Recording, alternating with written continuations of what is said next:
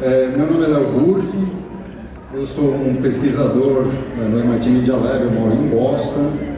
E lá eu dirijo um programa de aprendizagem criativa que busca trazer muitas ideias, iniciativas que ajudem a transformar a educação brasileira em algo que seja mais criativo, mais mão na massa, mais relevante para todos. E a nossa ideia não é simplesmente trazer ideias de fora para cá e jogá-las de paraquedas dentro das escolas. Muito pelo contrário. No nosso trabalho, a gente parte do princípio de que aqui no Brasil já existem muitas iniciativas muito legais que já trabalham nesse espírito da aprendizagem criativa, buscando uma educação mais relevante, mais colaborativa, né, para todos. Então, o nosso objetivo é reunir essas iniciativas que já existem no Brasil numa rede, né, e juntos, aliados à experiência que a gente traz de fora, buscar construir um movimento de transformação que seja bem orgânico, bem sustentável, que tenha justamente a carinha aqui do nosso país. A aprendizagem criativa é uma abordagem educacional, né, que surgiu há cerca de 50 anos, vem sendo pesquisada há cerca de 50 anos lá no MIT, né, e que ela enfatiza muito o trabalho na produção de projetos, a colaboração e também a exploração livre dos materiais, né, de uma forma que as pessoas acabem exercitando esse músculo criativo que muitas vezes acaba sendo deixado de lado e se atrofia na educação tradicional. Hoje, agora na nossa sessão, a gente vai explorar um dos aspectos que é bem importante, um dos aspectos centrais da aprendizagem criativa, que é esse conceito de tinkering, que não existe uma tradução ainda aqui no Brasil, é uma coisa que a gente vai estar explorando, né, mas muitas vezes pode ser traduzido como exploração livre ou exploração lúdica. É o tipo de interação que a gente costuma enxergar quando a gente vê as crianças brincando livremente com materiais abertos, né, onde que não existe um certo ou errado, né, em que as ideias vão evoluindo à medida que as crianças vão interagindo com o material. A gente acredita que esse é um aspecto muito importante do desenvolvimento da criatividade, é um aspecto muito importante da educação, que deveria ser cada vez mais incorporado no dia a dia das escolas e dos programas de contraturno.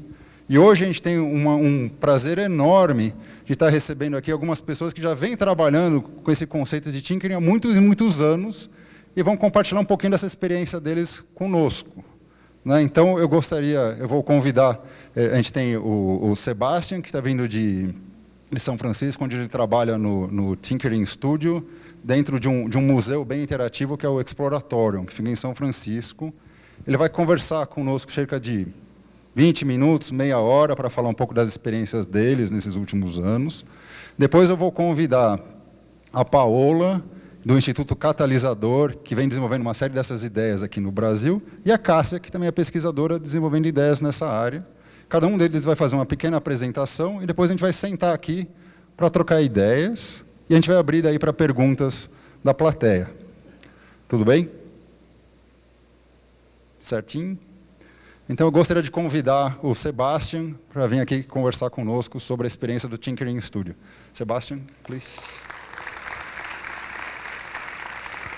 A apresentação dele vai ser feita em inglês, então, por favor, coloque o seu foninho e boa viagem. Okay, does this work? Hello? Perfect.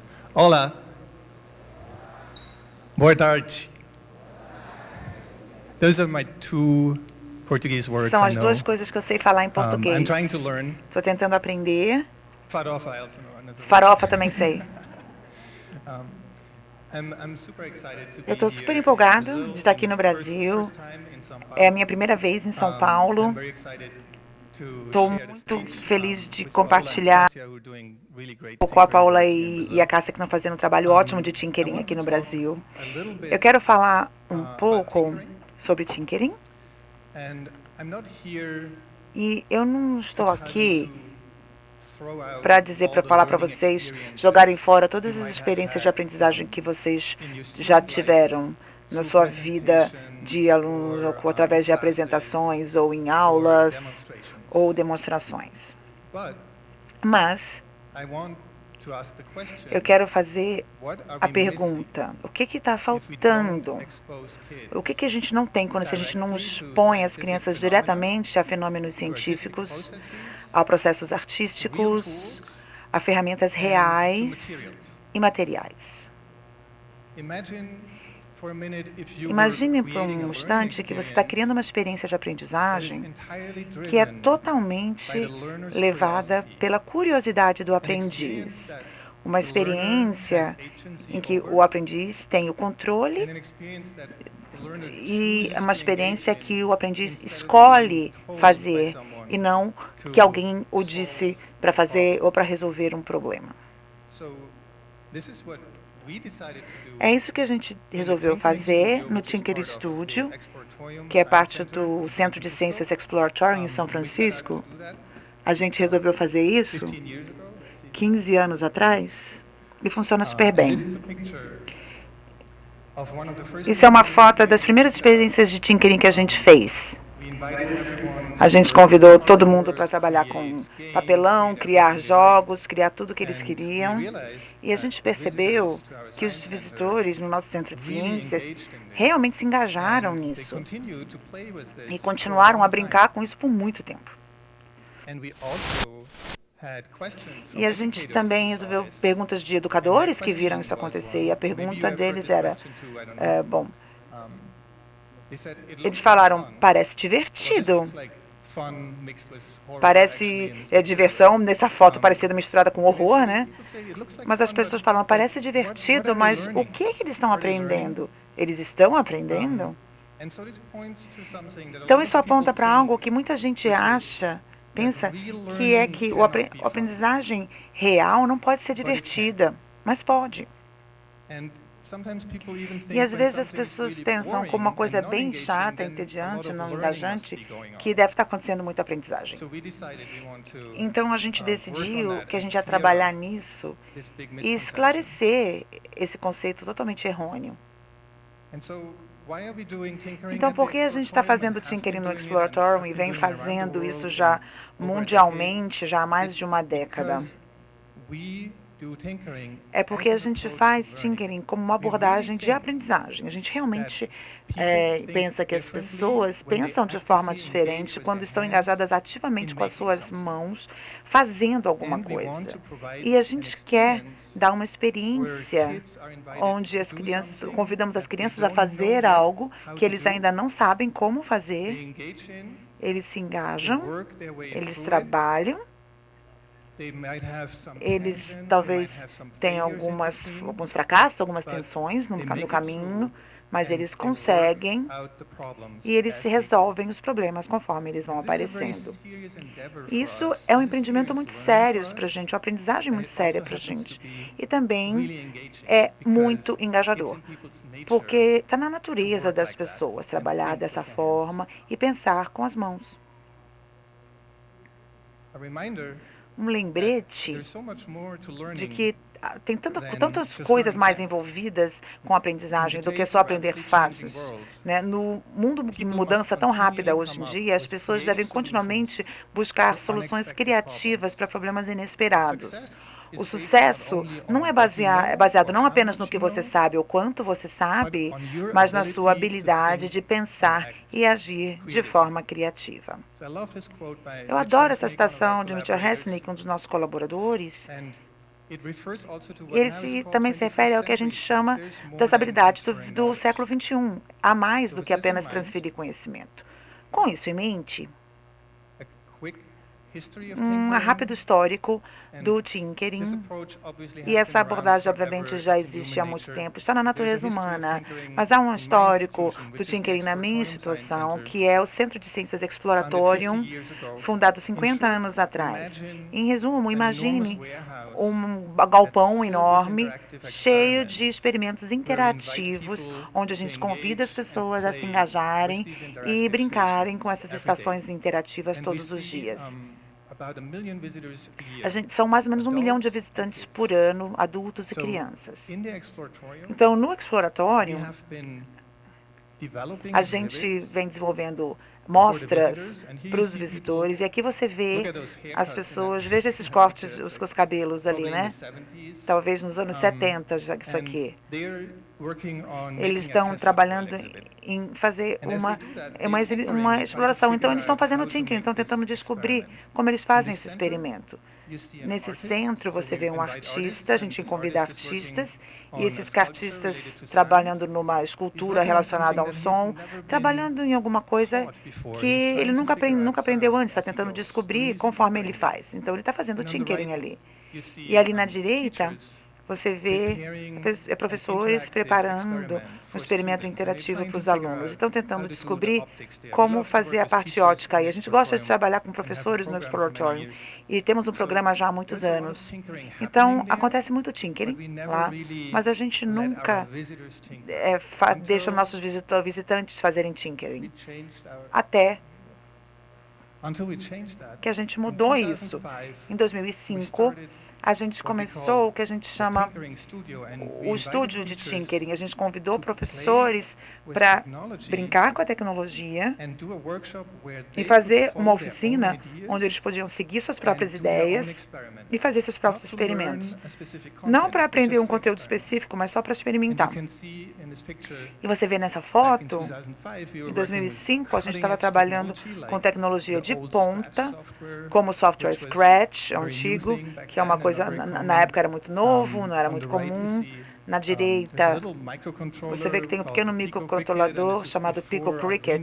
Isso é antes do Arduino. Então, a gente convidava as pessoas ao fazer esses experimentos. E acontece que isso recebeu muita atenção das pessoas no mundo da educação. E eles falaram, isso é uma forma interessante de fazer educação. Vamos usar isso para os visitantes do Exploratório.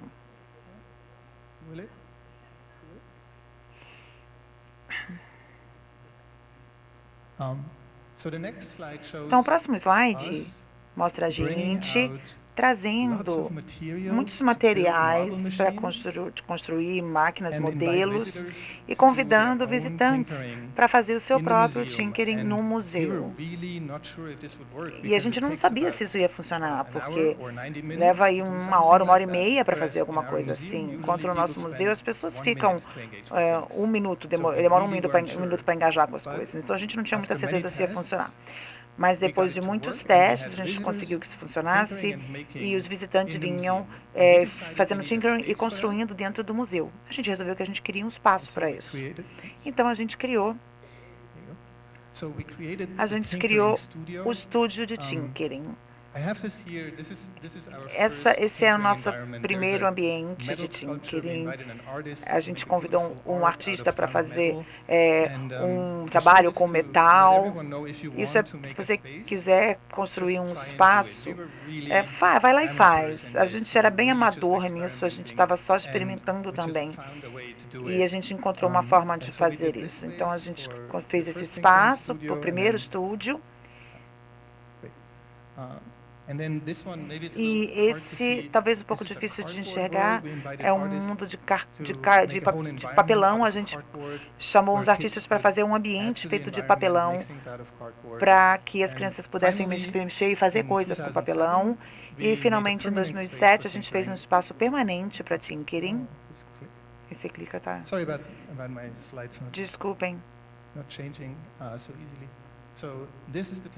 Então, esse é o estúdio de tinkering, é um espaço permanente que a gente tem agora, e a gente convida as pessoas para lá para fazerem atividades todos os dias, e o que a gente faz é que a gente pesquisa a aprendizagem sobre tinkering.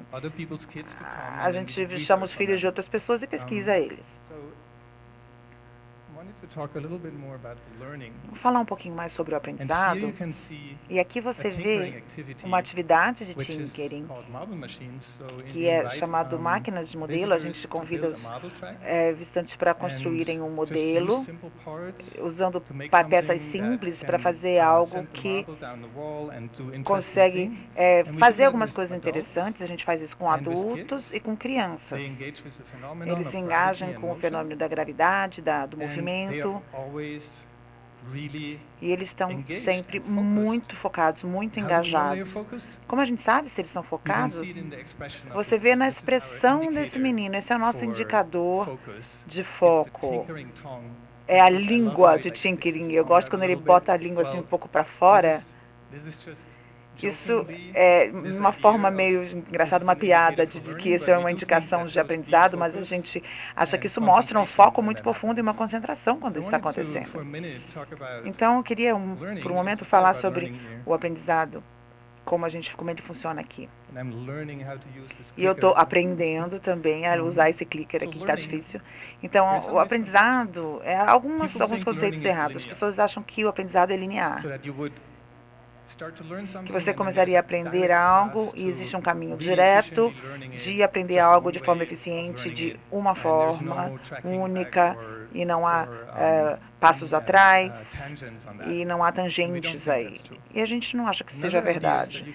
Uma outra ideia é que você pode transferir o conhecimento de alguém que já sabe para a pessoa que ainda não sabe. Você tira da sua cabeça e dá para outra pessoa. Também não acho que seja o caso. E o terceiro é que a aprendizagem é algo finito, que você aprende algo e depois, pronto, você sabe. Você não vai questionar isso depois, você não vai voltar a isso. Essas três coisas são conceitos errados, que eu acho. A gente acha que o aprendizado funciona de uma forma diferente.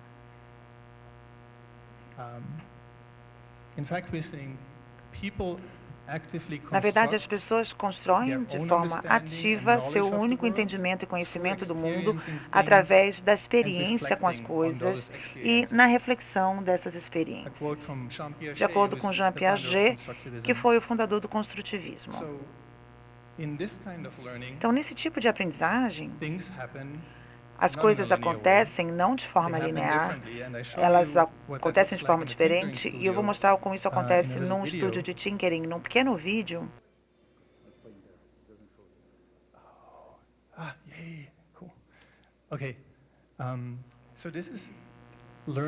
Então, isso é o aprendizado no estudo de Tinkering.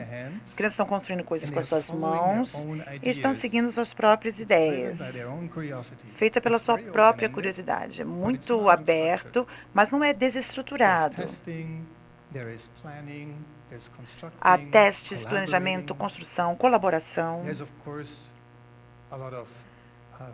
Claro que há bastante fracassos, frustrações, e há sucessos. E são todas as habilidades do século XXI ali. Você pode olhar ela de forma um pouco diferente. E, claro, a língua do Tinkering. A gente vê isso bastante. Não estou brincando, não.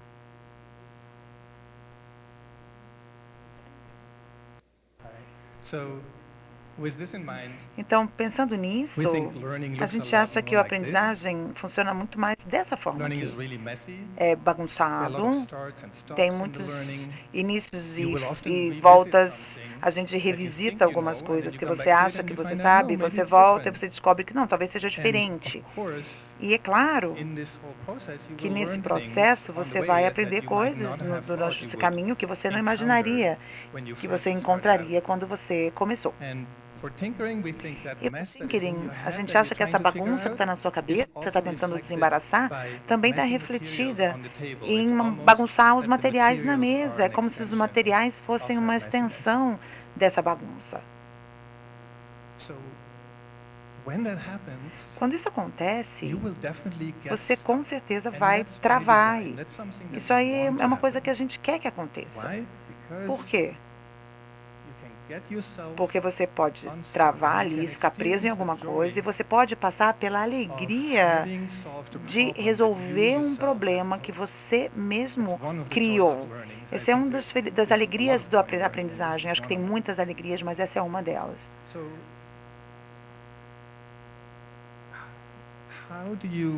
Então, como você projeta experiências de aprendizagem? Eu queria rapidamente falar algo sobre isso. O Tinkering sempre mistura arte, ciência e tecnologia. Acho que essas três coisas, quando você as combina, elas dão muito bons pontos de entrada para as pessoas e criam que os problemas e os desafios apareçam. Se você acha que você está fazendo um pouquinho de tudo isso aqui, você está num ótimo lugar, numa atividade. E se você pensar na experiência em si, a gente normalmente usa a metáfora de uma casa. Imagine que esse é um espaço e nele você tem todas as diferentes experiências que você pode fazer, por exemplo, com luz e sombra, por exemplo. Como você gostaria que essa casa fosse? Você quer que a casa tenha um limiar baixo, que seja fácil, uma entrada baixa, que seja fácil de entrar. Então tem que ser tão simples quanto colocar um slide colorido na frente de uma luz e fazer uma sombra. Ou colocar um trilho ali numa máquina modelo. Você não precisa saber de nada antes, você pode só ir lá e começar. E outra coisa sobre essa casa, que é a atividade, é que a gente quer ter um teto muito alto, para levar as coisas bem longe. Por exemplo, você pode começar com uma máquina modelo, mas você transforma em um circo, como essas crianças fizeram, colocando luz e criando uma história em torno disso. Ou você pode pegar a mesma máquina modelo e fazer um sistema complexo de movimento a partir desse modelo. Outra coisa que você pode fazer, e isso é levar bem longe, não sei se dá para ver nessa imagem bem, tem um artista que a gente trabalha com a gente, e ele faz essas máquinas modelo com palitos de dente, e ele também está com um chapéu feito de palito de dente, ele faz esses modelos com isso. Você pode levar isso bem longe e ficar bem especialista nisso. Você também quer paredes bem amplas para essa casa. É uma coisa que é desafiador também. Os educadores nos desafiam. É uma máquina modelo, mas na realidade os aprendizes estão construindo alguma coisa como nessa foto aqui, que é uma máquina de som. Então eles mudaram a ideia para fazer algo que cria música.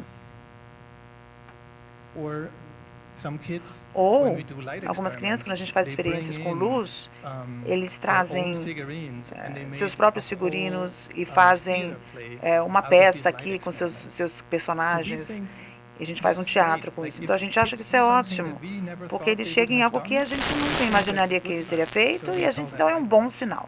Então a gente chama isso das paredes bem amplas. Então, voltando à aprendizagem por um momento, em tudo isso, já que a gente sabe que tem tanta aprendizagem acontecendo, a gente quer realmente capturar que tipo de aprendizagem está acontecendo e ajudar um pouquinho a entender onde está o valor. Então, a gente fez pesquisa e a gente criou as dimensões de aprendizagem do Tinkering, que descrevem os aspectos valiosos dessa aprendizagem para a gente. As 5 dimensões, e pela primeira vez, vocês vão ver isso em português. Porque a Cássia e os colegas traduziram, então eu estou bem empolgado que a gente tem isso em português agora. Eu não vou tentar falar a língua de vocês, eu vou falar em inglês. Então é iniciativa, intencionalidade, pensamento crítico e resolução de problemas, entendimento conceitual, criatividade, expressão pessoal e engajamento social e pessoal. Então, duas dessas dimensões nas escolas são focadas, que é o entendimento conceitual e o pensamento crítico, a resolução de problemas. Isso é muito importante. Mas a gente acha que uma experiência completa, para uma experiência satisfatória, há muito mais que essas duas coisas que tem que estar presentes. E, por um momento, eu queria mostrar alguns exemplos onde, como educador, você pode ver como essas dimensões aparecem quando você faz uma atividade. O entendimento conceitual, um indicador é construir explicações. Vocês podem ver os participantes falando sobre por que uma lâmpada não acende e por que, de repente, ela acende se você colocar mais bateria, mais pilha. Eles estão construindo conhecimento. E podem errar às vezes. E tudo bem. É melhor para eles continuarem a tentar resolver o problema do que receber uma resposta e parar de engajar com esse problema. Criatividade e expressão pessoal. Isso é uma exploração de luz aqui que a gente faz. E cada criança cria sua própria caixa e elas reagem aos materiais baseado na estética do material. Elas escolhem o que elas querem usar aqui baseado na sua beleza ou conforme reflete seus próprios interesses. Então, a gente acha que isso é muito importante na aprendizagem.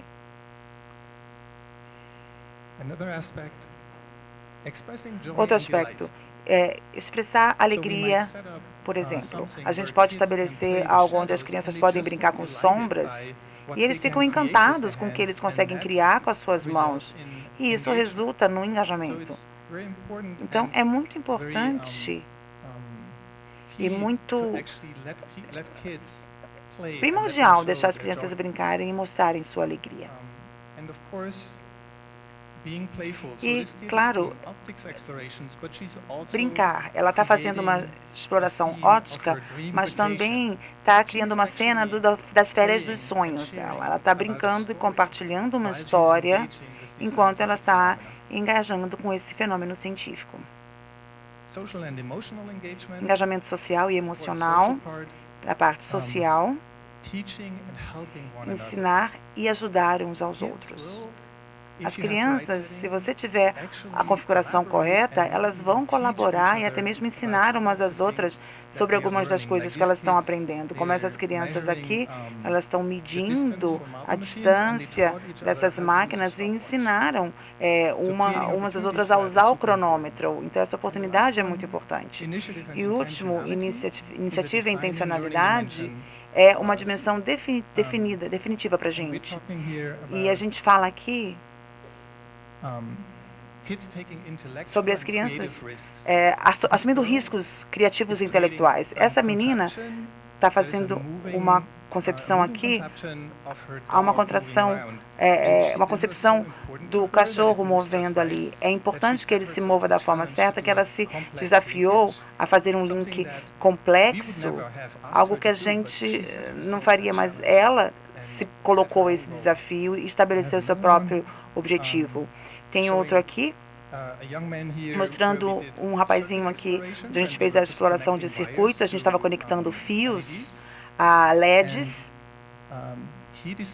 e ele resolveu que ele tinha que unir, que ele achou que não ia ficar apertado o suficiente. Para fazer isso, ele pediu que ele queria um fio de solda, ele queria soldar, e ele aprendeu a soldar.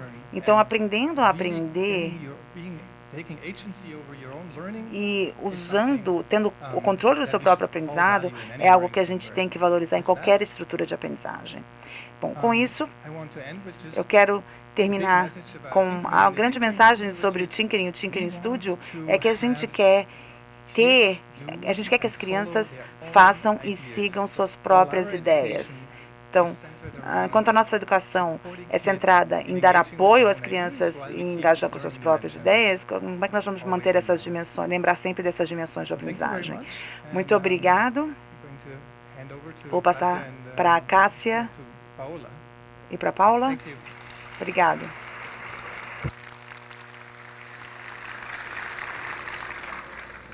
Thank you, Sebastian, for sharing. Obrigado, Sebastian, por compartilhar um pouquinho da experiência do Tinkering Studio aqui com a gente. Se vocês tiverem a oportunidade de viajar para os Estados Unidos e para parte da região de São Francisco, por favor, não percam a chance de conhecer um pouquinho do trabalho do Tinkering Studio, que realmente é fantástico. Dando continuidade à nossa discussão, gostaria de convidar a Paola aqui. A Paola é do Instituto Catalisador, que é uma ONG que vem fazendo uma série de experimentações criativas em colaboração com escolas, bibliotecas e um monte de espaços alternativos e tradicionais aqui em São Paulo. E há muito tempo vem explorando essas ideias também relacionadas com tinkering. Boa tarde. Nossa, é tão bom poder falar depois do Sebastian, tem um monte de coisa que eu não preciso nem mais explicar. É uma honra estar aqui. Tinkering é uma coisa que faz muito parte do Instituto Catalisador, desde que a gente nasceu como instituto. E o que eu quero falar um pouco hoje, depois dessa fala do Sebastian, é como... E a gente não tem um termo perfeito para tinkering em português, então eu vou começar a usar esse termo tinkerar aqui. Quem sabe a gente sai do SEBAC com a gente tem um coletivo aí pensando nisso também, com um termo para a gente usar, que é o tinkerar. Depois a gente juntos vai ter que decidir como é que a gente vai conjugar esse verbo. Mas o tinkerar como um catalisador para a construção de sentido dentro da sala de aula e dentro da escola. No catalisador, essa frase do Gandhi Piorsky, que é um pesquisador do brincar, que eu gosto muito, essa frase do Gandhi segue a gente desde que a gente começou no catalisador, que é: a natureza das coisas precisa ser sonhada com as mãos. E a gente teme que nas escolas, às vezes, esse sonhar com as mãos, principalmente a partir do Fundamental 1 e no Fundamental 2, esse sonhar com as mãos vai se perdendo, e o tinkerar é uma forma de conseguir continuar nesse sonho com as mãos, né? Eu vou usar aqui, porque eu não sei usar aqui. Bom, no catalisador, nossa missão é trabalhar com práticas mão na massa que permitam transformações pessoais e coletivas. Então, é nesse caminho que a gente usa o tinkering também. Quando a gente fala do Instituto Catalisador, a gente pensa sempre nessa história do catalisador, né, como esse agente que está lá só para acelerar um processo ou fazer um processo acontecer mais rápido, mas todos os agentes já estão lá prontos para fazer aquilo acontecer. E, no caso do tinkering, a gente pensa no tinkering como esse catalisador, essa experimentação na massa, como um catalisador para, no caso da escola, da sala de aula, um catalisador para autonomia, mais pertencimento, uma percepção de competência, né, quando eles estão lá brincando e tentando inventar alguma coisa. Crianças que, numa sala de aula tradicional, talvez nunca não se sintam competentes, numa situação de tinkering, a competência vem à tona.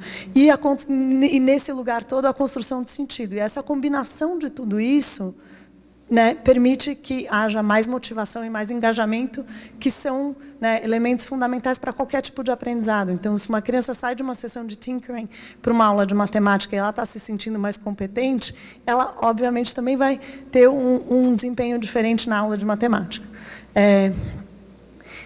E a aula de matemática não precisa estar dissociada do tinkering. Bom, os pilares, né, a gente também, né, toda a atuação do catalisador está muito inspirada e alicerçada pela aprendizagem criativa do Mitchell Resnick e o construcionismo do Papert, enfim. E aqui, né, dos 4 P's, a gente pensa em paixão, a gente pensa no pensar brincando, a gente tem os outros P's que a gente gosta também, que é essa possibilidade, pertencimento, poesia e pesquisa, está muito presente nesse tinkering. Então, esses são os elementos do tinkerar que fazem muito parte da aprendizagem criativa e são muito necessários para o aprendizado. Em vez de só falar de ideias, coisas práticas, né? A gente passou 2 anos trabalhando em 2 escolas públicas em bairros com situação de vulnerabilidade alta, e nessas 2 escolas a ideia era trabalhar com projetos de making e tal. E a gente, por uma série de questões, não conseguiu trabalhar diretamente com professores, e a gente acabou ocupando um espaço, que era o espaço das aulas vagas. Então, a gente meio que criou um mini tinkering studio, que os professores que faltavam, crianças que estavam em aulas vagas, vinham para esse espaço de tinkerar dentro dessa escola. E o tipo de processos que começaram a acontecer nessa sala foram muito interessantes, até que alguns professores da escola começaram a vir na sala das aulas vagas, quando não era aula vaga, porque as crianças estavam tão engajadas e tão envolvidas. Então, nessas aulas vagas, a gente via crianças, né, com todos esses elementos importantes que eu falei do tinkering no começo. Outro exemplo de uma prática que a gente usa bastante no catalisador, que é, inclusive, uma metodologia que a gente vem desenvolvendo nos últimos 2 anos, chama Roda de Invenções. E a Roda de Invenções é muito simples, é uma roda de leitura seguida de uma roda de tinkerar, seguida de uma roda de narrativas. E nessa estrutura, né, a leitura meio que é um micromundo para o tinkerar, e o tinkerar é um micromundo para essas novas narrativas que emergem. E nessas rodas de invenções, a gente também vê essa possibilidade de motivação e das crianças, mesmo em diferentes momentos de aprendizagem, com diferentes né, meios de chegar à construção de conhecimento, se envolvendo também. Então, tanto nas aulas vagas, numa situação de tinkering, quanto numa roda de invenções, que pode ser implementada em qualquer sala de aula, em qualquer matéria, a gente fala dessa construção de esboços tridimensionais. Esses esboços tridimensionais que funcionam como andaimes para criar sentido. Então, as crianças estão lá fuçando, mexendo, desconstruindo, reconstruindo, e nesse processo criando muito sentido para elas, e nesse processo também se relacionando de forma diferente com os colegas de classe, com os professores. Então, a gente enxerga no tinkering esse lugar muito importante do vínculo, né? Eu vou dar alguns exemplos de como, além do trabalho no catalisador, eu também sou professora numa escola particular, e onde a gente usa bastante o tinkering, né? Por exemplo, usar o tinkering como uma provocação para um projeto, para fazer uma colheita de quais são os interesses reais das crianças. Usar o tinkering como um processo de escuta sensível. Sei lá, tem alguma questão importante acontecendo na comunidade, na escola, esse lugar de também recolher essas histórias importantes. O tinkering para a construção de vínculo, assim, começou o ano, antes de começar a matéria, né, por que não já começar com tinkering para construir essas relações maiores? Assim, através do tinkering, quando eles estão com aquela língua de tinkering, a gente consegue descobrir muita coisa sobre as crianças, que é muito importante para a gente poder criar esse vínculo com eles. No lugar da inclusão, no lugar do tinkering, as crianças com as mais diversas necessidades também conseguem ser incluídas. Então, a gente consegue diferenciar nesse espaço onde existe a possibilidade do tinkering. A gente pode, eu uso como professora, eu uso bastante o tinkering para introduzir ferramentas e procedimentos. Então, dependendo da curadoria de materiais que você faz, você pode fazer eles fazerem uma super exploração sobre uma ferramenta, sobre um material, que é bem interessante também. Obviamente, como processo de ideação e como processo de colaboração. O Instituto Catalisador tem um programa novo chamado Catalise uma Escola, que é a ideia de, né, através do tinkering também, ir transformando outros aspectos da escola. Bom, o tinkerar, né, o tinkering vem ganhando força, a gente sente, né, tem mais discussões, tem mais gente fazendo. Há um tempo atrás, desde 2017, tem um coletivo, tem várias pessoas aí, né? A Maria Alice, a Cássia, a Mariana, que a Nara, acho que está por aí em algum lugar. Bom, um coletivo para pensar em tinkering, estudar tinkering e implementar ações relacionadas a tinkering no Brasil. E uma coisa que a gente fez o ano passado foi traduzir os guias de atividade do Tinkering Studio, que estão disponíveis naquele QR Code. Não, na verdade, ali é o link do site. E daí no site tem os guias traduzidos. Na escola onde eu trabalho, na Avenues, em São Paulo, a gente já instituiu o tinkering como parte do currículo. Então, essas dimensões da aprendizagem que o Sebastian trouxe à tona na apresentação anterior, quando a gente desenha atividades para dar conta do currículo todo que a gente tem que dar, o tinkering é uma parte super importante, pelo menos na minha aula, do nosso projeto pedagógico. Acho que eu consegui falar em 10 minutos.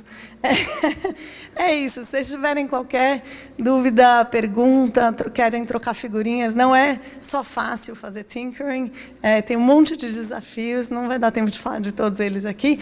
E eu vou passar a palavra para a Cássia, que é uma... Acho que eu vou passar... O Léo pode apresentar a Cássia. Sim, é Léo. E obrigada. Obrigado, Paulo, por tinkerar aqui com a gente. Né? Então, agora a gente gostaria de convidar a Cássia, que é doutoranda da USP, e já vem também há vários anos fazendo pesquisa e trabalho direto em escola como professora, explorando várias dimensões do trabalho criativo e das questões relacionadas com o tinkerer, né? Obrigada, Léo, pela apresentação.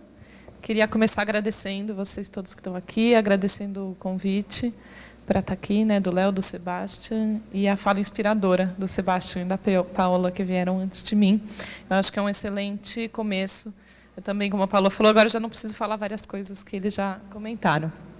Então, eu vou contar para vocês um pouquinho de como que o tinkering aconteceu na minha experiência, né, como eu vou contar em mais detalhes o meu projeto de mestrado, a minha pesquisa de mestrado e alguns dos resultados que eu observei, no qual eu combinei a abordagem do tinkering com o ensino de programação física em escolas públicas, numa escola particular também para estudantes do ensino fundamental. Quando a gente fala programação física, eu não sei se está claro na cabeça de todo mundo o que eu estou falando. Vocês podem pensar na programação física como um sinônimo para... Como é que eu mudo aqui? Espera aí. Ah, tá. Como um sinônimo para a robótica, né? Se a gente fala robótica, a gente já entende um pouco melhor o que eu estou falando. Eu só não gosto de usar a palavra robótica, porque, em geral, a gente imagina que com robótica eu vou fazer robôs, que, em geral, são coisinhas que andam, que fazem alguma coisa que é útil para alguma coisa, que tem aquele aspecto meio humanoide. E a programação física é uma expressão para dar conta disso também, mas de uma forma um pouco mais ampla. Então, quando a gente fala de programação física, a gente está falando de programar o mundo físico, mas no sentido de que você pode criar máquinas malucas, criar instalações artísticas e vários tipos de criação que não necessariamente se assemelham a robôs. Então, durante essa minha pesquisa de mestrado, eu estava muito interessada em criar uma série de aulas sobre programação física, que os estudantes pudessem se envolver com esses conteúdos e aprender sobre isso, mas que favorecesse a criatividade deles. Para mim, a programação física era uma ferramenta muito potente para os estudantes se sentirem criativos, para exercitarem a criatividade, mas eu precisava escolher muito cuidadosamente como eu ia introduzir a programação física para, de fato, ter esses resultados, né, de criatividade. Não basta eu simplesmente falar que a robótica, a programação física é boa para a criatividade. Que abordagem eu vou usar para isso? Né? Muito mais do que as ferramentas, é a forma como eu introduzo elas. Então, eu me baseei nesses 3 referenciais teóricos principais, né, que é o construcionismo, do Seymour Papert, que alguns já falaram sobre isso, acho que muitos de vocês já conhecem também. Na abordagem Tinkering, nas referências principalmente do Tinkering Studio e do Lifelong Kindergarten, o Mitch Resnick escreve bastante sobre isso também. E em referenciais teóricos sobre a criatividade, que estão muito alinhados com esses outros também, que falam sobre a importância da paixão e da motivação para eu ser criativo. Baseado nesses referenciais, eu criei um currículo de um semestre, com aulas regulares, então não era no contraturno, era na aula regular, eram aulas de 1h30, com 30 a 35 estudantes numa classe, para a gente aprender programação física juntos e para tentar estimular a criatividade deles. Bom, e além dessas 3 referências que eu trouxe aqui, também, por trás de tudo isso, estão os 4 P's da aprendizagem criativa. Então, era sempre a partir de projetos que a gente trabalhava. Aqui são alguns exemplos, que depois eu vou detalhar um pouco mais. Sempre em colaboração com os pares. Aqui vocês podem ver bem, né, as mãozinhas deles trabalhando juntas. Sempre com essa exploração lúdica, né, o pensar brincando. Então, eu crio, mas eu também estou engajado de forma lúdica naquela criação. E sempre com paixão. Então, um dos desafios era como motivar os estudantes para eles terem paixão por aquilo que eles estão fazendo e construindo. E aqui é uma experiência, lá na escola do Michel, que está aqui sentado também, né, no Siddhartha, eles eram os pequenininhos trabalhando também com alguns materiais desse tipo. Bom, quando eu falo dos materiais, para mim, um dos maiores aprendizados para como criar essas experiências que pudessem favorecer a criatividade dos alunos era pensar, vale eu pegar qualquer material, levar qualquer coisa para lá, e daí eles vão simplesmente sair criando e se engajar e criar coisas super legais? Eu percebi que não, que era muito importante fazer uma curadoria muito cuidadosa desses materiais, e alguns dos princípios que eu usei para selecionar esses materiais que eu ia usar nas minhas aulas foram 3, principalmente. Os 2 de baixo, que estão ali, o Sebastian já falou muito bem sobre os pisos baixos e as paredes amplas. Então, formas fáceis de começar, eu não preciso de um conhecimento prévio muito grande para poder começar a me engajar com aqueles materiais, e com aqueles mesmos materiais, eu sou capaz de construir muitas coisas diferentes. Então, cada estudante pode encontrar o seu caminho, né, a sua paixão, a sua motivação para a construção, com aqueles mesmos conjuntos de materiais. Os tetos altos, considero que é muito importante, mas como eu tinha um período reduzido, eu escolhi focar nesses dois para garantir que a gente ia ter experiências iniciais interessantes que depois eles pudessem, com mais tempo, continuar. E esse primeiro que está aqui, os testes rápidos. Então, para mim, era muito importante, se eu queria que os alunos fossem criativos e desenvolvessem, né, esse pensamento criativo, que eles pudessem fazer testes rápidos de hipótese. Então, que o intervalo de tempo entre eu criar alguma coisa, fazer um teste e ver o resultado fosse muito curto. Porque daí eu não preciso fazer uma criação enorme e ficar planejando e fazendo, e só no final testar, e daí eu me frustro, e daí eu já não quero mais voltar para o começo, porque eu passei tanto tempo construindo aquilo antes de testar, e deu errado, que daí eu já quero fazer outra coisa, eu já cansei daquilo. Mas se eu vou fazendo pequenos testes rápidos, as minhas ideias vão evoluindo, né, de acordo com o meu pensamento, de acordo com essa exploração dos materiais, e a chance de engajamento também é muito maior.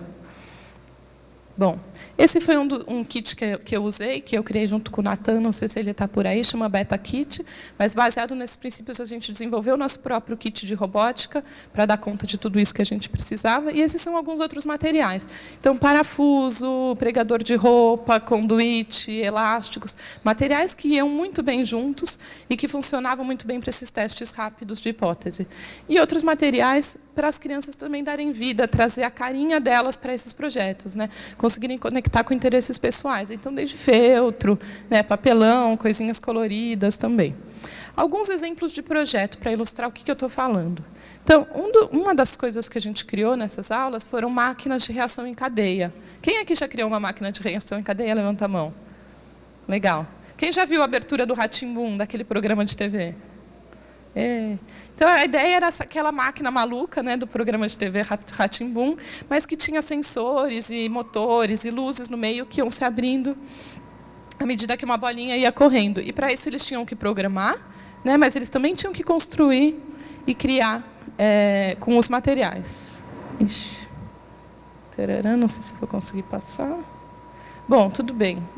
Aqui eu tinha um videozinho, mas dá para entender. É uma bolinha que vai rolando, os motores vão abrindo, os sensores vão entendendo o que está acontecendo, e essa máquina vai acontecendo. Um outro exemplo de projeto que eu criei com os alunos foi um pinball. Será que eu consigo passar? Não. Não sei se dá para ver aqui, mas esse é um... tudo bem. Mas esse era um pinball com os mesmos materiais, essa placa perfurada, elástico, parafuso, pregador de roupa, uma máquina que os alunos podiam jogar com bolinhas de gude e que batia no botão, marcava ponto, batia no outro, acendia a luz, no outro fazia som. Então, várias coisas iam acontecendo. E aqui, né, são alguns exemplos de projetos dos alunos criando esses pinballs. Às vezes a gente olha e fala, nossa, mas está meio feio, né? Mas para o aluno aquilo era, né, uma coisa muito... Eles estavam totalmente envolvidos nessa criação.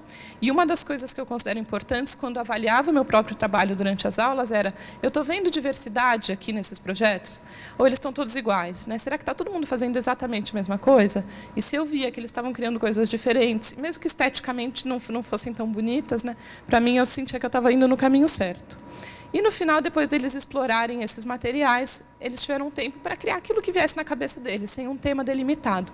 Então, esses são alguns dos projetos que eles criaram, né? Alguns se apoiaram até em algumas ideias anteriores, como os pregadores de roupa ali, para que a Pikachu, o jogo de futebol, e coisas aí já mais com a carinha deles. Bom, e daí, então eu queria, como isso era uma pesquisa, né? Eu estava muito interessada em saber que tipos de transformação esse currículo tinha tido nos alunos. Então, eu fiz entrevistas com eles e perguntei para eles se aquelas aulas tinham impactado eles de alguma forma e como tinham impactado. E eu identifiquei duas grandes categorias, que eu considero uma dimensão de aprendizado também complementar ao que o Sebastião falou na apresentação dele. Então, eu observei impactos muito interessantes na forma, nas perspectivas dos alunos sobre eles mesmos. Então, na forma como eles se viam, passaram a se ver, como eles viam as suas habilidades, e nas perspectivas deles sobre o mundo. Então, novos olhares para coisas ao redor, como se participar daquelas atividades tivesse colocado uma lente, né, na frente dos nossos olhos, e eu começo a olhar para o mundo de uma forma diferente. Nas perspectivas sobre si mesmos, eu analisei, então, todas essas falas dos alunos e identifiquei aí 3 subcategorias a partir do que eles falaram. Não era uma coisa que eu tinha previamente definido. A primeira foi que eles comentaram muito sobre a capacidade deles de fazer e de construir. Eles começaram a se ver como seres capazes de fazer. Então, eu não sabia que eu tinha essa capacidade de fazer, de construir, de que qualquer um, eles falaram, não sabia que qualquer um podia construir coisas. A outra foi a capacidade de aprender. Então, eles falaram muitas coisas relacionadas... Eu conseguia ver, né, que eu sou capaz de aprender, e, inclusive, um aluno falou, eu aprendi mais do que um adulto. Eu não sei se isso é bom ou se isso é ruim, mas, para mim, a impressão era de que ele estava se sentindo super aprendiz. E, por último, o sentimento criativo. Eles falaram, eu despertei a minha criatividade como eu nunca tinha sentido que eu podia ser tão criativo assim. Então, aquilo foi uma mudança muito significativa para eles nesse sentido. E, nas perspectivas sobre o mundo, eu identifiquei 2 subcategorias nas falas desses alunos a partir do que, né, relacionados a essas mudanças. Uma foi novos olhares para velhos materiais. Então, coisas que estão por aí, a gente olha como uma coisa qualquer, eles falaram que começaram a ver que eles podiam construir coisas com várias coisas que eles tinham na casa dele, e que eles já tinham várias ideias para fazer, e que em casa eles estavam fazendo, e pegando as coisas que tinha lá, e palito de fósforo, e não sei o quê. Então, começaram a olhar para os materiais de um jeito diferente. E, por último, um interesse em entender como as coisas funcionam. Então, eles começaram a também olhar para esses materiais e falar, o que será que tem dentro disso? Como será que isso funciona? Ah, acho que tem um se não, alguma condição por trás dessa programação, né? Então, é uma coisa, como eu falei, uma lente que a gente coloca e que a gente não tira mais. E eu acho que isso é muito valioso. É um aprendizado muito grande também. Não é conteúdo, né? Mas não é um aprendizado que eu estou falando, eu aprendi a programar, eu aprendi uma estrutura condicional. Não, eu aprendi que eu posso ser capaz de criar, e eu vejo agora o mundo de uma nova forma. E só para finalizar, eu queria compartilhar 3 estratégias que eu considero que são muito importantes para esses resultados que eu obtive. Eu tinha começado essa lista com 12 estratégias, que é o que eu descrevi lá no meu mestrado. Mas eu falei, não vou ter tempo de falar sobre todas, vou escolher 3, que eu acho que são as mais importantes para compartilhar. Uma delas, quando a gente é professor e a gente vai definir uma atividade, né? Em geral, a gente imagina onde que eu quero que os alunos cheguem no final. E a minha sugestão é fazer o contrário. Como que eu posso oferecer materiais para eles começarem, mas deixar que cada um encontre o seu caminho no meio disso? Então, dar um tema ao invés de um desafio, né? Uma coisa ampla, que cada um possa encontrar a sua forma ali de caminhar nesse percurso e possa chegar num lugar diferente. E as outras 2, permitir que os alunos mudem de ideia no meio do processo e que eles partam dos materiais disponíveis. E isso está um pouco em oposição à ideia que a gente tem de que os alunos sempre têm que planejar antes de executar. Né? Isso, inclusive, com vários professores com os quais eu trabalhei durante o meu mestrado, falavam, tá, mas e aí? Os alunos vão começar planejando, né? Eles vão fazer um desenho antes, um esboço, e depois eles vão construir. Eu falava, vamos tentar fazer diferente, vamos tentar deixar eles começarem explorando os materiais e ver para onde isso leva eles. Então, eu acho que a gente se permite, de vez em quando, deixar os alunos criarem sem plano, irem vendo para onde aquilo leva, né, para onde essas explorações podem caminhar, é uma forma muito potente de ajudar eles a desenvolverem esse sentimento criativo. Bom, então eu só queria agora agradecer, né, a todos vocês que estão aqui, especialmente o grupo do Lifelong Kindergarten. Eles foram muito importantes durante esse meu percurso. Eu passei um tempo lá com eles durante o meu mestrado e aprendi demais com eles. O pessoal do Tinkering Studio, que também sempre me acolheu muito, sempre respondeu dúvidas quando eu tinha, né? Me ajudaram bastante indiretamente até nesse percurso. E 3 referências que foram centrais para mim. Então, se alguém quiser entender mais um pouquinho sobre o que eu estou falando, essas 3 referências são muito importantes. A terceira delas, inclusive, é da Nathalie. Eu queria agradecer muito ela, que era para ela estar aqui hoje, né? Ela acabou não podendo vir, mas ela escreveu um texto muito, muito lindo sobre novos caminhos para a robótica. Então, como trabalhar a robótica nessa perspectiva mais criativa. Os 2 primeiros estão traduzidos na biblioteca de referências da rede, e o terceiro a gente já está traduzido, mas por algum motivo ainda não está lá, acho que logo pode ser subido para lá. Tá bom? Obrigada, gente.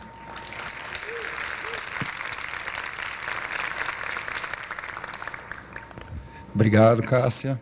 Agora eu gostaria de convidar, dando sequência à nossa conversa, gostaria de convidar os nossos convidados, convidar os nossos convidados é ruim, né? Gostaria de convidar os nossos ilustres palestrantes para vir aqui conversar um pouquinho conosco. Eu tenho 1 ou 2 perguntinhas para eles e depois eu vou abrir para vocês, tá bom? Bom, eu tenho umas 2 perguntinhas que eu gostaria de fazer para eles, que eu acho que são relevantes para a nossa realidade brasileira, né? Uma delas é que a gente tem escutado cada vez mais falar das metodologias ativas, né? Como é que é trabalhar por projetos, a gente ouve falar também de trabalhos mais... Só esperar um minutinho. Então, o que a gente tem ouvido falar cada vez mais aqui no Brasil de metodologias ativas, né? Trabalhar por projetos, trabalho com as mãos, né? A gente também escuta falar do movimento maker. Eu queria ouvir a opinião deles, como é que o tinkering, né? o tinkerar, né? Se relaciona com essas metodologias ativas. É a mesma coisa, é diferente? O que a gente deve prestar atenção? Yeah, I can talk about tinkering and eu posso falar making. de... Maybe I should take this off, yeah. This was translated back to me in Portuguese. Tava ouvindo a tradução em português aqui para mim mesmo, estava estranho. Então, essa pergunta surge bastante, é a parte do maker, a parte do tinkering. Eu gosto de dizer que sempre há o maker e o tinkering, mas nem todo maker é tinkering. Tem mais a se dizer sobre isso, mas com certeza o tinkering não tem instruções. O tinkering não é uma atividade onde você faz uma coisa passo a passo. E o maker pode ser assim. Então, eu acho que se perde um pouco quando você faz as coisas passo a passo. E uma outra coisa que eu acho interessante é que, sim, a gente está fazendo alguma coisa. Muitas vezes as pessoas vão pensar, isso tem a ver com o produto, mas, na verdade, não é, né? Não tem a ver com o produto. É só a alegria de aprender e a alegria de fazer tinkering e não a alegria de ter um produto perfeito. Isso seria... meu sentimento quanto a isso. Eu acho que uma característica do tinkering também, que não está presente em todas as atividades makers, é você se deixar, né, como eu acho que eu falei um pouco na minha apresentação, você se deixar levar pelos materiais, se deixar levar pelas suas ideias, né? Então, está aberto a esse processo de mudar o seu objetivo no meio do caminho, né? De ver para onde aquilo vai te levando. E eu acho que isso é muito valioso em termos de aprendizado, em termos de processo. E nem sempre o maker permite isso. Tem que ser muito intencional, eu acredito, para que isso seja possível de acontecer. Bom, sobre o que o Léo perguntou das metodologias ativas, né? Eu acho que hoje, nesse lugar das metodologias ativas, de colocar o aluno no centro do processo de aprendizagem, mais que tudo, eu vejo no tinkering, até talvez mais do que no making passo a passo, onde o professor diz, vamos fazer uma ponte e a gente tem que chegar em tal lugar. No tinkering, de fato, a gente vê escolha do aluno. O aluno está ativamente fazendo escolhas enquanto ele está fazendo tinkering. Ele tem que resolver os problemas, porque necessariamente quando ele está tinkering, ele empaca. Ele tem que se desempacar. Então, nesse lugar de empacar e desempacar, é uma atividade muito ativa. O engajamento, o perguntar para o amigo. E depois, assim, muito importante nas atividades de tinkering, eu acho, no contexto da escola, é ajudar as crianças, né, depois de um processo de tinkering, necessariamente refletir sobre esse processo de tinkering que eles participaram, que é uma parte muito importante dessas práticas de metodologias ativas, né? Colocar realmente o aluno no centro do processo de aprendizagem. Então, é um processo muito ativo. Não tem nenhum momento no tinkering onde ele está lá sentado, simplesmente recebendo alguma coisa. É, no máximo, uma instrução de segurança sobre alguma ferramenta.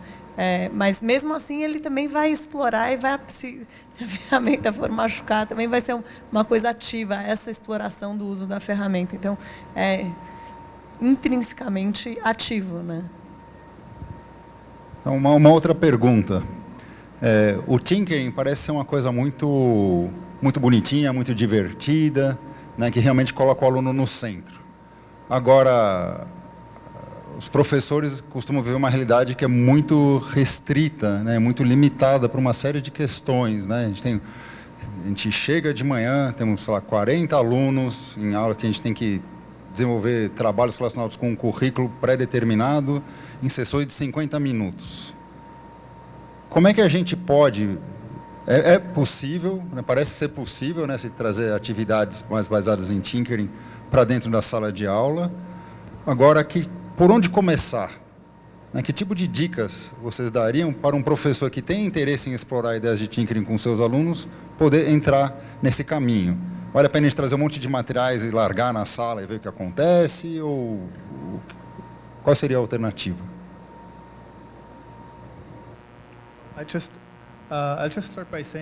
Eu posso começar falando que a gente está tão grato por todo o trabalho que a gente vê os professores fazendo no mundo todo, nos Estados Unidos, incluindo a Paula e a Cássia, trazendo o tinkering para a sala de aula. Mas a gente vê o tinkering como uma abordagem que você pode agregar à sua prática. Não é algo que tem que existir na sua forma pura o tempo todo. Então, essa é a nossa forma de pensar disso. Você pode trazer, e eu sei que os professores são muito capazes de fazer isso e de entender o que pode funcionar e como. E na parte mais concreta, a gente pode falar, eu ver com o professor como é que funcionou. Então, eu gosto que você falou de inclusão na sua apresentação. Você está levando esse aspecto adiante, fazer com que todos os aprendizes façam parte. Vou responder em português mesmo. Bom, dicas para tinkering na sala de aula. Às vezes pode, né, dependendo de como a gente planejar um momento de tinkering na sala de aula, a gente pode sair totalmente do nosso controle. Frequentemente, você precisa terminar uma aula, as crianças precisam ir embora, os pais estão esperando e ninguém quer sair da sala de aula e a sala de aula está uma zona. E tem toda a questão da gestão de materiais. Então, eu acho que é uma questão, a gente precisa pensar em tudo isso. Eu acho que formas de começar tinkering na sala de aula que não deixem a gente assustado por causa de tempo, por causa de material, por causa de tudo isso, talvez criar talvez um canto, ou talvez, sabe, uma caixa de materiais, um momento do tinkering. Por exemplo, nas minhas aulas, eu tenho vários grupos que é uma coisa tão engajante para eles, que apesar de usar tinkering em outros momentos, eu também criei uma vez por mês é o dia de tinkering. Então, e todos eles toda semana chegam na minha aula, hoje é dia de tinkering. Então, deles saberem que tem esses momentos, e a curadoria de materiais é super importante. Talvez não deixar tantos materiais disponíveis, porque mesmo quando você coloca algumas restrições em quais materiais vão ser usados, é mais fácil para a gente conseguir gerir, né, tudo isso, e eles acabam explorando mais a fundo alguns materiais específicos. Relacionado à questão da inclusão que o Sebastian apontou, é isso. No segundo que tem, né, o piso baixo, o teto alto, as paredes amplas, crianças com diferentes habilidades, diferentes né, possibilidades, elas vão explorar de diferentes formas e todas vão passar por um processo ativo de exploração e aprendizagem.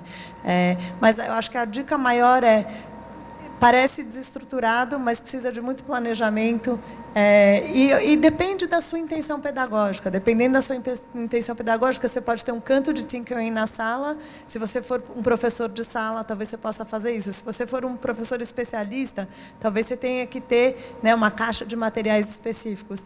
Tem, né, no Catalisador, a gente tem algumas práticas disponíveis no site, dicas de ideias. Tem o Rodas de Invenções, que é uma prática super simples, que é uma leitura, é uma roda, tem um kit específico. Então, às vezes, criar uns kits junto com as crianças também é um caminho. Esse é o tipo de conversa que a gente costuma ter frequentemente na Rede Brasileira de Aprendizagem Criativa, né, aprendizagemcriativa.org. Eu gostaria de convidar todos vocês a participarem do nosso fórum. E agora eu gostaria de passar o microfone para a plateia, caso vocês tenham alguma pergunta. Não sei se alguém poderia passar o microfone aqui embaixo.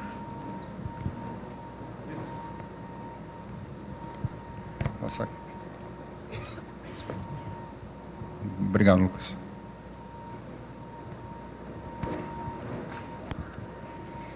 Boa tarde. Aqui. Eu sou Juliana, coordenadora de escola de Fundamental. E eu tenho uma dúvida, eu sou bastante leiga sobre o assunto, mas recentemente eu aprendi um pouquinho sobre a metodologia STEAM. E eu queria saber se existe uma diferença fundamental entre o Tinkering e a metodologia STEAM, né, que também vem dessa questão da aprendizagem criativa e do movimento maker. Porque quando teve a fala do nosso palestrante, ele falou que o Tinkering envolve também arte, engenharia, tecnologia, e o STEAM tem essa base da ciência, da tecnologia, engenharia, arte e matemática, né? Então, eu queria saber se existe uma diferença fundamental, se vem da mesma origem. É só isso. Yeah, I can speak to that. It's a really good question. É uma ótima pergunta. A metodologia STEAM é uma palavra da moda nos Estados Unidos, com certeza. A gente acha que o Tinkering é mais que isso, no sentido que o Tinkering, ele é como o STEAM, ele é rico em STEAM, mas também em aprendizado. Então, é claro que é muito aprendizado na parte de ciências, de engenharia, mas também há aprendizagem de como estar junto, colaborar, aprender como trabalhar com suas emoções e como alavancar as interações sociais. Isso é parte do Tinkering. E também tem um pouco de STEAM aí.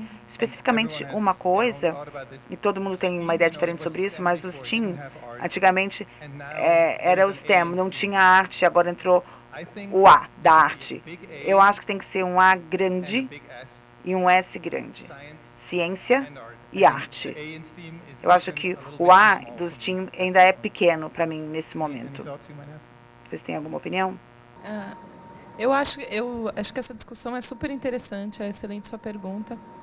E que o STEAM, pelo menos na forma como eu vejo, né, é a união da ciência, da tecnologia, da engenharia, da arte e da matemática.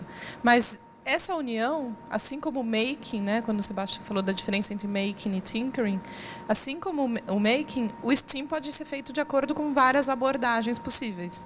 Então, eu posso fazer uma aula sobre STEAM que eu estou falando exatamente o que os alunos vão fazer, né? Eu estou delimitando onde que eles vão chegar, já estou dando um prompt meio definido para onde aquilo vai. Não tem muita possibilidade de exploração. Não que isso seja pior ou melhor do que o tinkering, mas é uma forma de encarar, e às vezes a gente precisa, né, ser rápido, então a gente precisa, às vezes, de outras abordagens na sala de aula que a gente consiga dar conta dos conteúdos.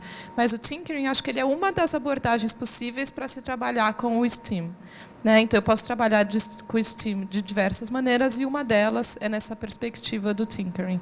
Próxima pergunta.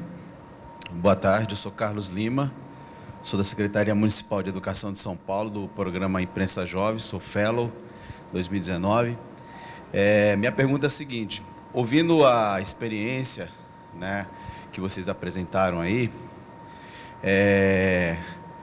e também pensando um pouco o que o Léo falou sobre a questão da realidade da escola pública, a gente imagina que realmente é um processo muito revolucionário por demais a gente poder desenvolver uma atividade dessa, como a colega pesquisadora aí do meio, ela falou da experiência de poder criar um currículo próprio para poder desenvolver isso nas aulas. Eu acho que a iniciativa ela é muito interessante se a gente pensar que a gente pode desenvolver essa proposta alinhado com os currículos.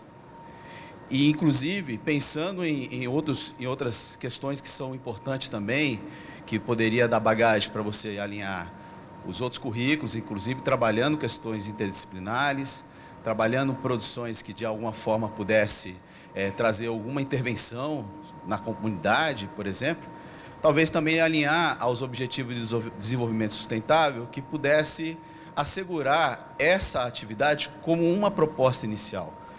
Eu também acho que, na educação infantil, que tem essa coisa ligada ao brincar, vejo muito legal, porque é aí que a gente consegue ter maior liberdade de poder desenvolver atividades dessas, sem se preocupar com currículos mais duros. Queria que vocês comentassem um pouco sobre isso. Eu vou só falar achei ótima a sua fala, eu acho que é super importante a gente pensar nesses alinhamentos, né? O tempo na escola é tão curto, né? Então vamos otimizar ele, né? Conseguir trabalhar com as coisas de forma combinada, eu acho que isso é super importante. Você né, comentou dos objetivos do desenvolvimento sustentável, de currículos.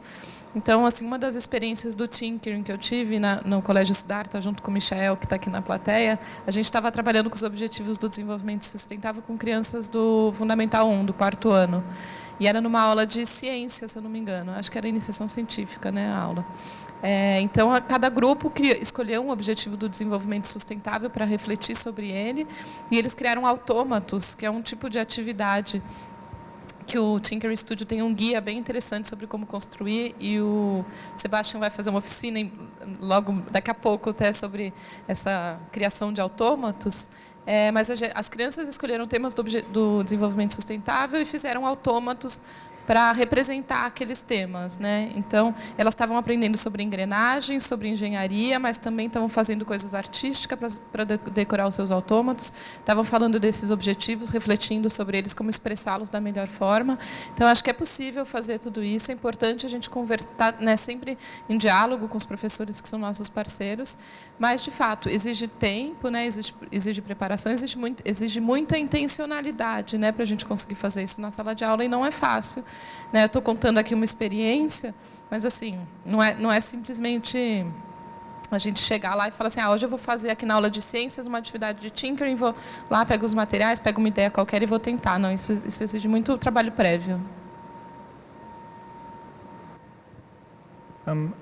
I think a gente já viu pessoas trazendo o tinkering para as suas práticas. Por exemplo, a atividade que a Cássia mencionou, muitas a gente faz placas de circuito, que é uma atividade que você tem elementos que você pode conectar com motores, luzes e partes que se movem, aprender dos circuitos. Isso parece encaixar bem na sala de aula. E eu acho que é assim que você começa. Você traz o currículo e depois não para ali. Quando você fala com o seu diretor, também diga que isso tem a ver com aprender a aprender. Pense como os alunos e as crianças vão se tornar aprendizes mais independentes, e isso pode ter um impacto em tudo na escola. Eu acho que quando as pessoas fazem atividades de tinkering, e eu espero que elas possam ser usadas para fazer o currículo, mas também para fazer mais e mudar o pensamento para que o aprendiz seja mais ativo e tenha mais controle. Muito rápido. Eu acho que a gente não tem tanto tempo, mas alinhar com o currículo, alinhar com essas demandas todas é absolutamente essencial. Eu vou dar um exemplo. Recentemente, a gente fez uma roda de invenções numa escola pública em Brumadinho, e a gente estava fazendo um trabalho com os professores, e tinha uma professora trabalhando um texto específico, e eles estavam trabalhando adjetivos e tal. E, no final, a gente fez uma roda de invenções em cima daquele texto específico. E aí, as crianças, né, fizeram esse momento de tinkering deles com uma provocação que tinha a ver com esse texto. E a ideia é que, depois desse momento de tinkering, tem muitas possibilidades de desdobramentos. Por exemplo, uma aula de português, né? Você tem umas demandas de escrita, e as crianças podem traduzir muitas dessas invenções e dessas narrativas, né, tridimensionais em texto. Então, dá para extrapolar do tinkering para texto, dá para extrapolar do tinkering para, né, trabalhos com matemática especificamente, dependendo das demandas que eles tiveram nessas explorações.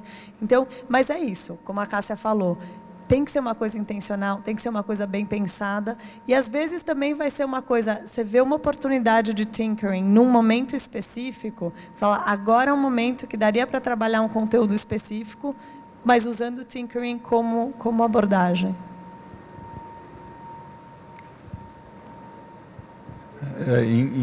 Infelizmente, o nosso tempo já está se encerrando, né? Então, eu gostaria de convidar quem tiver mais perguntas, que venha depois conversar com os nossos palestrantes. Eles vão estar por aqui esses dias, né? Uma oportunidade raríssima que a gente tem de tê-los aqui, né, junto conosco. Então, eu gostaria de agradecer mais uma vez pela presença de vocês, agradecer vocês também pela atenção, pela preocupação com esse tema.